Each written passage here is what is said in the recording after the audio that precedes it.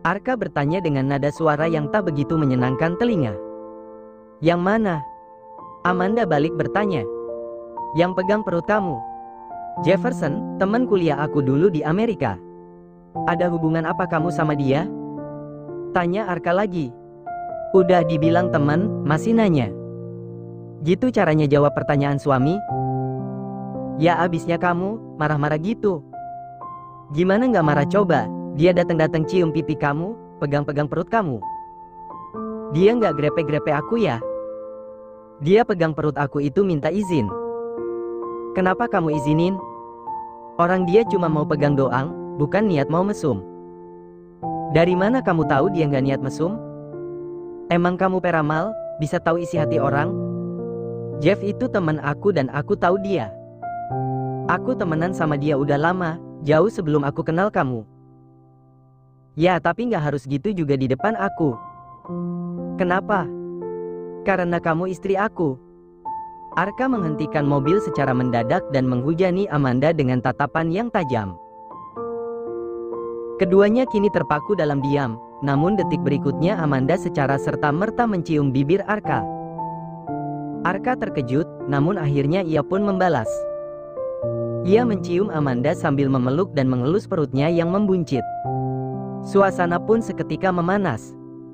Sampai kemudian, tok, tok, tok. Seseorang mengetok kaca mobil. Ketika Amanda bahkan sudah duduk di pangkuan Arka, dengan posisi menghadap ke arah suaminya itu. Mereka terkejut lalu sedikit membuka kaca. Mbak, Mas sadar ini di jalan toh? Mending di rumah, lebih lega tempatnya dan minim resiko juga. Kalau di jalan gini kan mana tahu ada pengemudi lain yang amit-amit lagi ngantuk. Arka dan Amanda pun menahan tawa dengan wajah yang memerah, orang tersebut berlalu. Amanda kembali ke posisinya sambil senyum-senyum sendiri, begitu pula dengan Arka. Tak lama kemudian Arka menghidupkan mesin mobil dan mobil itu pun kembali merayap. Kak, jalan yuk, kayaknya kita nggak pernah jalan deh. Kalau nggak ke kantor aku, ke kampus tempat aku ngajar, ya ke rumah. Gitu-gitu mulu. Kita mau kemana? Tanya Arka seraya menoleh sekilas ke arah Amanda. Kemana kek? Muter-muter gitu, atau zigzag? Arka tertawa kecil. Kamu nggak capek emangnya? Tanya pemuda itu kemudian. Enggak. Jawab Amanda. Ya udah. Tapi kalau udah capek, bilang ya. Amanda mengangguk.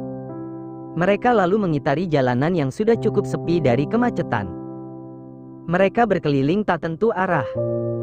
Ke kota tua aja, yuk. Aku kangen deh sama tempat itu. Ujar Amanda, ketika mereka memasuki sebuah jalan yang cukup dekat dari kawasan kota tua. Waktu SMA aku sering ke situ. Lanjutnya lagi. Kamu nggak apa-apa, tempatnya rame gitu? Tanya Arka. Nggak apa-apa. Ada beberapa sisi yang sepi kan, nah kita bisa ke sana. Ujar Amanda kemudian. Ya udah. Arka pun menuruti kemauan istrinya tersebut. Cukup sulit mencari lahan parkir dan agak riskan juga, mengingat yang diparkir bukanlah mobil murah. Apalagi mobil tersebut bukan milik Arka, melainkan milik Amanda. Kalau terjadi apa-apa, belum tentu Arka bisa menggantinya. Namun setelah melihat dan menimbang, akhirnya Arka pun memarkirkan mobil pada sebuah lahan parkir yang dinilai cukup aman. Amanda hendak membuka pintu, namun Arka menahannya. Entar dulu. Ujar Arka sambil melepaskan jas yang melekat di tubuhnya. Ia lalu memakaikan jas tersebut pada Amanda. Biar nggak dingin. Ujarnya lagi. Amanda terdiam mendapat perlakuan tersebut. Ada rasa hangat yang tiba-tiba menjalar di hatinya. Tak lama kemudian, Arka pun membukakan pintu. Ia mengulurkan tangannya sehingga Amanda bisa berpegang dan bertumpu. Kamu pakai heels setinggi itu? Tanya Arka seraya memperhatikan heels yang melekat di kaki Amanda. Emang dari tadi kamu gak merhatiin? Amanda balik bertanya. Arka tak menjawab, matanya kini menjelajah ke sekitar. Tak lama ia mendapati pedagang yang menjual berbagai jenis sepatu serta sendal. "Tunggu di sini," ujar Arka. Pemuda itu lalu mendekat ke arah si pedagang dan membeli sepasang sendal jepit. Ia kembali kepada Amanda dan menyerahkannya. "Nih, kamu pakai." Amanda melihat sendal jepit tersebut. "Nggak bakal kenapa-kenapa kok, artis Korea aja pakai sendal jepit." Seloroh Arka membuat Amanda tertawa. Kini wanita itu berusaha melepas heelsnya. Karena kesulitan, Arka pun akhirnya berjongkok dan melepaskan pengait yang ada di heels Amanda. Dan lagi-lagi wanita itu terdiam. Rasa hangat yang tadi sempat menjalar di hatinya, kini terasa kembali. Amanda berpindah ke sendal jepit, Arka lalu mengambil heels tersebut dan meletakkannya di dalam mobil. Kemudian mereka berdua berjalan-jalan, menikmati keramaian kota tua yang penuh sesak. "Kamu nggak apa-apa ke tempat kayak gini?" Arka bertanya dengan suara nyaris berteriak.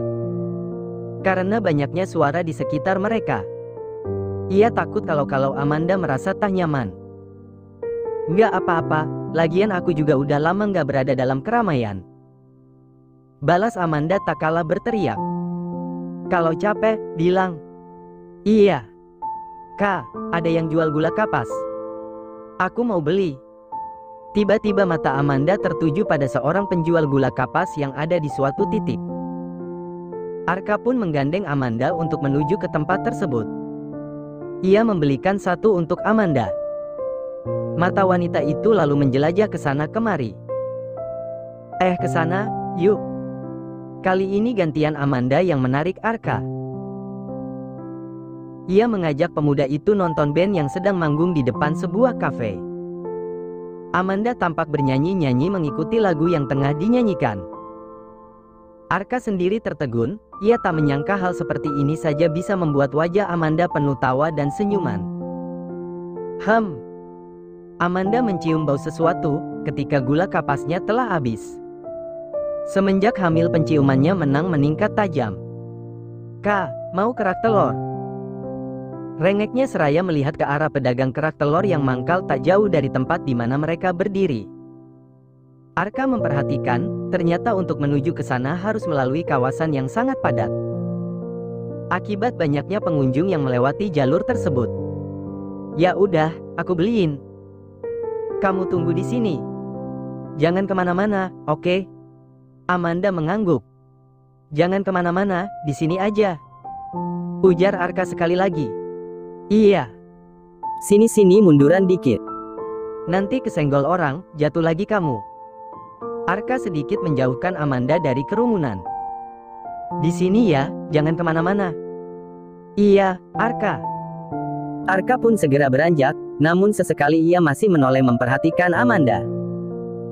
Ia lalu menembus kerumunan untuk mencapai pedagang kerak telur yang dimaksud. Sampai di sana ternyata ia pun masih harus mengantri. Karena banyak orang yang juga ingin membeli.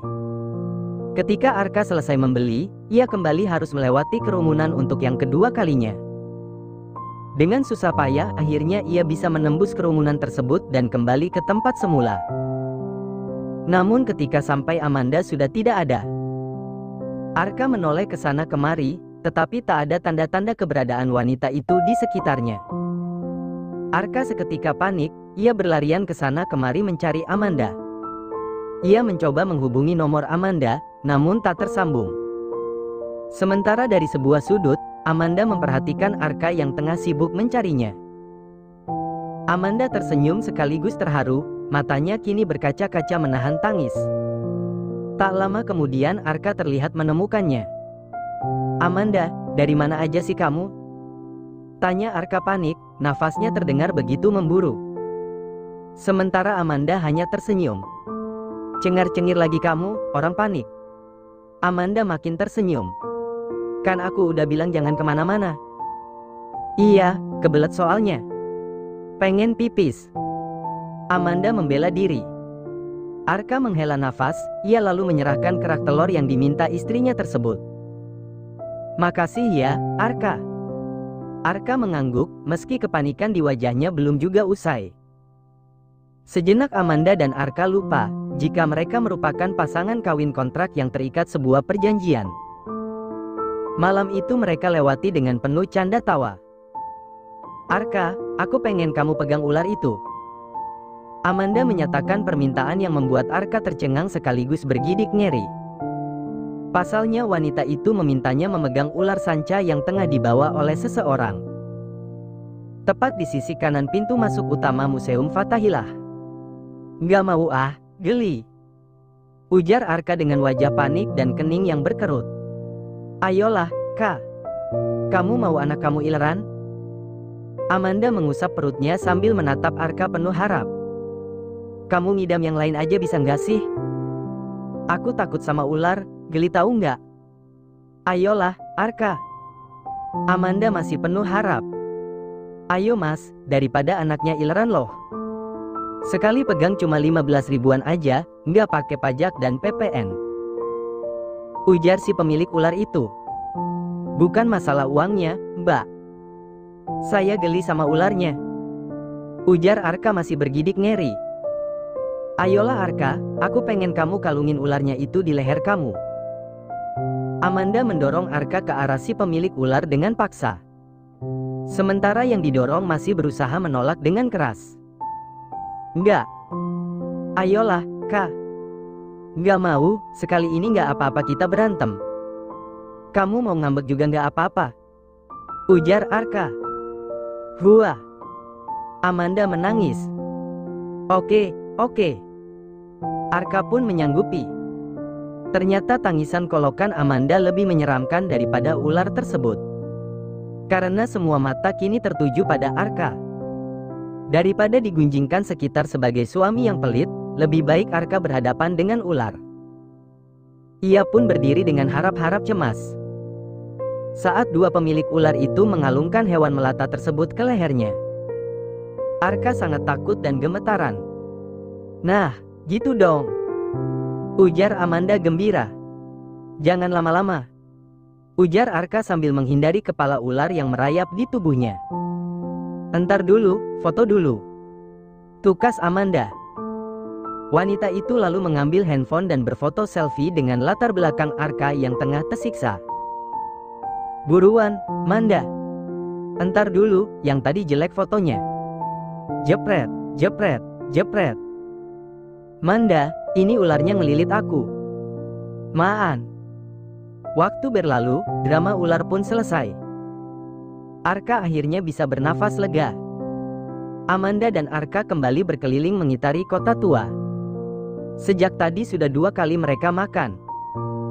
Dan Amanda tetap saja masih merasa lapar. "Kak, sosis bakar tuh," ujarnya seraya melirik ke arah pedagang sosis bakar. "Ayo," ajak Arka. Mereka pun lalu membeli sosis bakar. Arka memesan yang tanpa isi, karena ia tidak terlalu suka mozzarella. Sementara Amanda memesan yang ada mozzarellanya. "Nih, mas." Si penjual memberikan pada Arka terlebih dahulu. Sementara pesanan Amanda belum matang. Huh. Arka meniup sosis bakar tersebut, lalu memakannya. "Enak nggak punya kamu?" tanya Amanda. Arka terdiam lalu tersenyum kecil. "Kan yang tahu punya aku enak apa enggak, cuma kamu." "Ih, bukan yang itu." Amanda mencubit Arka, Arka pun tertawa kecil. "Itu mah udah jelas enak, ini buktinya." Amanda menunjuk perutnya. Arka lalu menyuapkan sosis yang ada di tangannya pada Amanda, sambil masih tertawa. "Nih cobain, menurut kamu enak apa enggak?" Amanda menggigit sosis tersebut. "Hah, panas. Tiup dulu makanya. Udah terlanjur." "Hah." Amanda tertawa-tawa sambil berusaha mengunyah sosis tersebut. "Tapi enak," ujarnya kemudian. "Kayak punya kamu." Selorohnya lagi. Pedagang sosis tersebut ikut tertawa, demi mendengar candaan kotor Amanda. "Kamu tuh, mulutnya," ujar Arka melirik sambil tertawa. Amanda hanya mesem-mesem, seraya memalingkan wajah ke arah lain. Tak lama sosis milik Amanda pun jadi. Mereka makan di depan penjual tersebut lalu memesan lagi. Ketika selesai membayar, tiba-tiba hujan turun. Semua orang panik termasuk mereka. Nino, hujan. Amanda dan Arka terpaku dalam diam dengan mata saling bertatapan. Baru saja Amanda menyebutkan sebuah nama. Maksud aku, Arka. Seketika Arka menyadari jika hujan mulai membasahi tubuh mereka. Ia pun segera menutup kepala Amanda dengan jasnya yang dipakai oleh Amanda. Lalu membawa wanita itu untuk berteduh. Duh, hahaha. Hujannya deras banget ya Nin. Amanda dan Arka kembali bertemu pandang. Arka maksud aku. Amanda memejamkan matanya sejenak. Maaf ya, Kak. Ujarnya lagi. Arka tak menjawab, ia masih diam menatap Amanda. Ketika hujan telah reda, ia dan Amanda berjalan perlahan lalu duduk di sebuah kursi yang ada di teras sebuah bangunan tua. Kamu belum mau pulang emangnya? Tanya Arka pada Amanda. Ia melirik arlojinya yang ternyata sudah larut. Bentar lagi ya. Aku kalau sampai rumah itu, pikiran aku langsung otomatis ke kerjaan. Aku pengen santai dikit lagi aja. Arka pun mengangguk, lalu membelai rambut Amanda. Aku takut kamu flu. Baju kamu lumayan basah loh. Ujarnya kemudian. Tenang aja, pulang dari sini minum vitamin. Biar nggak sakit. Arka masih membelai rambut Amanda. Manda. Amanda menoleh pada Arka. Nino itu, siapa? Amanda diam, agarnya Arka menyadari kekeliruannya tadi. Saat ia tak sengaja memanggil Arka dengan nama Nino. Nino itu. Amanda menundukkan pandangan lalu membuangnya jauh ke depan. Dia, cinta pertamaku. Kali ini Arka yang menatap Amanda. Namun Amanda masih setia membuang pandangannya. Kami bertemu di sini belasan tahun yang lalu. Amanda mulai mengingat peristiwa itu kembali. Saat itu aku kelas 2 SMP. Sepulang sekolah, aku sama teman-teman aku sering ke sini. Karena di sini banyak orang, banyak jajanan.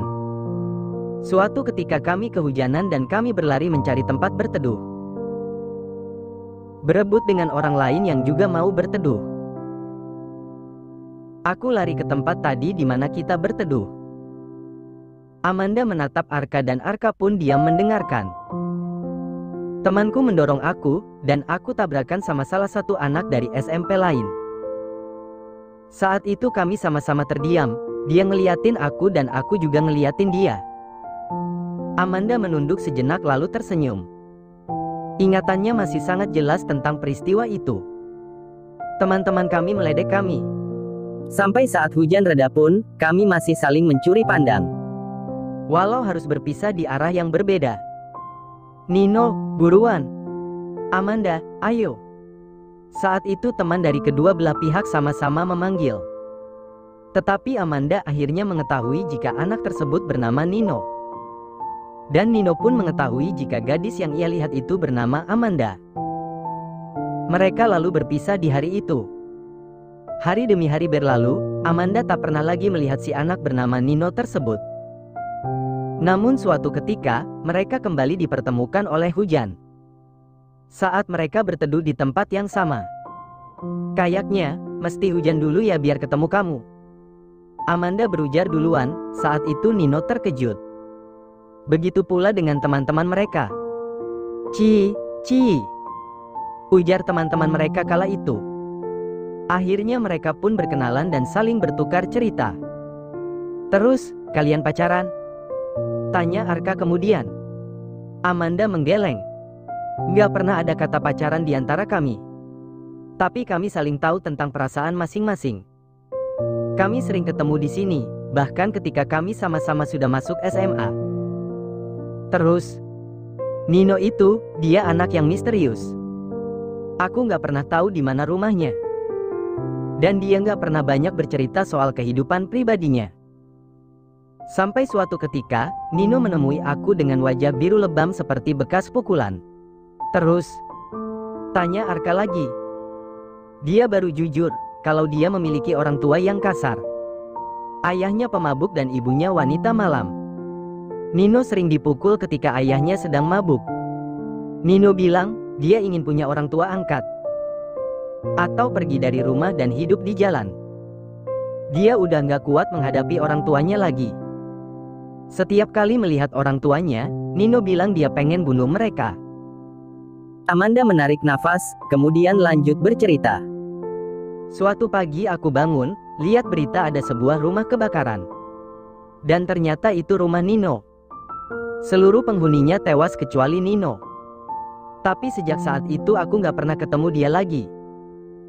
Teman-temannya bilang, ada sepasang orang asing yang menawarkan diri untuk menjadi orang tua asuh bagi Nino.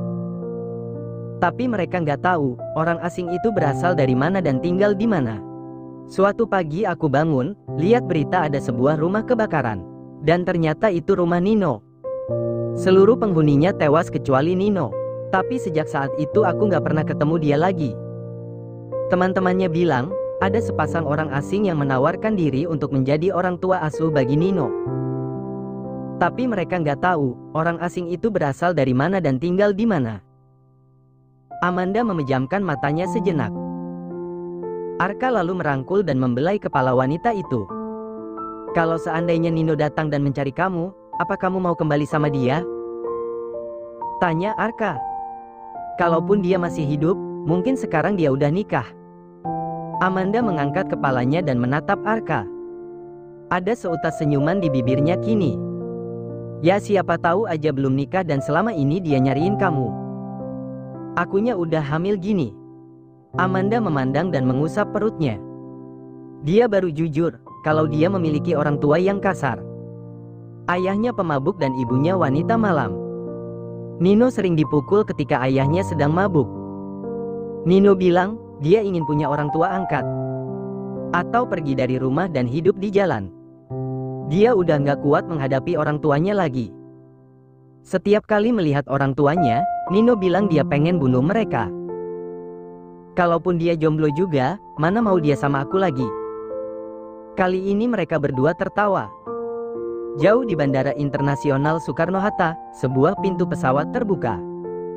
Ada langkah yang kini terdengar dari seorang laki-laki yang sibuk menelpon. Nino, jaga diri di sana. Iya Dad, Nino akan jaga diri. Nino pulang kalau Nino sudah ketemu dengan apa yang Nino cari. Laki-laki itu tersenyum, sambil menatap foto masa lalu yang kini berada di tangannya. Sebuah foto dirinya berlatar belakang kota tua. Bersama seorang gadis yang tengah tersenyum. Di belakang foto itu tertulis sebuah nama. Amanda.